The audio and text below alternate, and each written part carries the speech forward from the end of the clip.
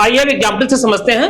ABC एक 3 digit का number है, इसको हम एक्सपेंडेबल फॉर्म में लिखते हैं। तो एक्सपेंडेबल फॉर्म में ये नंबर बन जाएगा 100A plus 10B plus C। इसी संख्या को हम ब्रेक करेंगे तो ये बन जाएगा 99A plus A plus 9B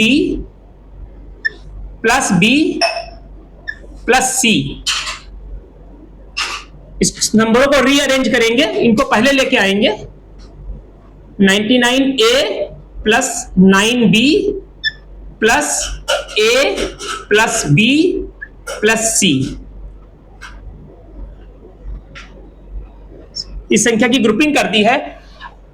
जो हमारा 3 डिजिट का नंबर था वो नंबर इस फॉर्म में कन्वर्ट हो गया है। यहां पे 3 पद हैं। अब अगर इस संख्या को हम 3 से डिवाइड करते हैं तो 99A 3 से डिवाइड हो जाएगा, 9B भी 3 से डिवाइड हो जाएगा, A plus B plus C का सम अगर 3 से डिवाइड हो जाएगा तो ये पूरी संख्या जो है 3 से डिवाइड हो जाएगी। अतः यहां यह सिद्ध होता है कि अगर कोई भी संख्या है उसके सारे डिजिट का सम 3 से डिवाइड होता है तो वो पूरी संख्या 3 से डिवाइड हो जाएगी। आइए अब इस चीज को हम एक एग्जाम्पल से समझते हैं।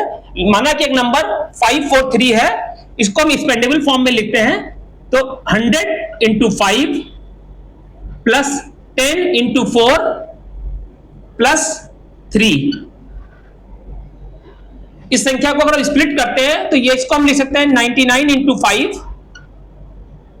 Plus 1 into 5 plus 9 into 4 plus 1 into 4 plus 3।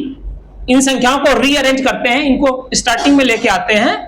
तो 99 into 5 plus 9 into 4 plus 5 plus 4 plus 3।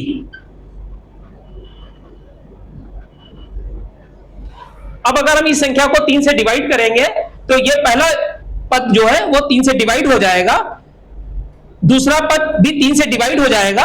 लेकिन अगर 543 का टोटल सम 3 से डिवाइड हो जाएगा तो यह संख्या पूरी 3 से डिवाइड हो जाएगी। क्योंकि हमारे नंबर में 543 3 डिजिट थे, तीनों डिजिट का सम अगर 3 से डिवाइड हो रहा है तो पूरी संख्या 3 से डिवाइड होती है। अतः यहां पर सिद्ध होता है कि अगर कोई भी संख्या है उसके सारे डिजिट का सम 3 से डिवाइड होता है तो पूरी संख्या 3 से डिवाइड हो जाएगी। ठीक है, तो 5 अब हम चेक करते हैं। तो 5 plus 4 plus 3 is equal to 12। 12 जो है 3 से डिवाइड होता है, अतः यह संख्या 3 से डिवाइड हो जाएगी।